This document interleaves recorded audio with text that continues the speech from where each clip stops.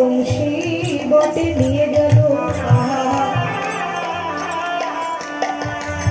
এবার ওই চরণের ধুলা গোবিন্দ আমার নিজ করে বক্ষে বক্ষে।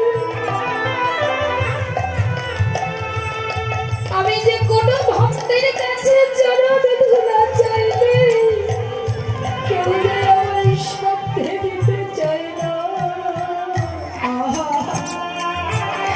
তাই তো খেলিবার ছলনা করে আমি আমার ভক্তের চরণ ধুলা পেলাম।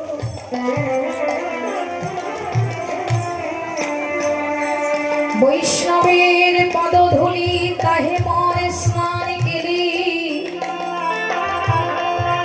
তার বনে বৈষ্ণবের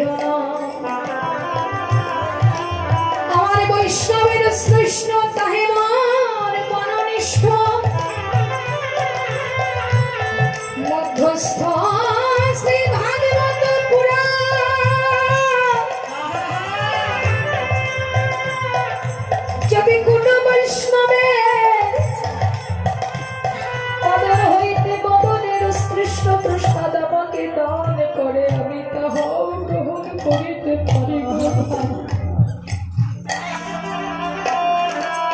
খেলতে খেলতে গোবিন্দ আবার বংশী মঠের তলে বসে যখন দেখলেন সবাই সবার প্রসাদ নিয়ে বসেছে, গোবিন্দ তখন লক্ষ্য করলেন মধু মঙ্গল প্রসাদ নিয়ে বসেছে।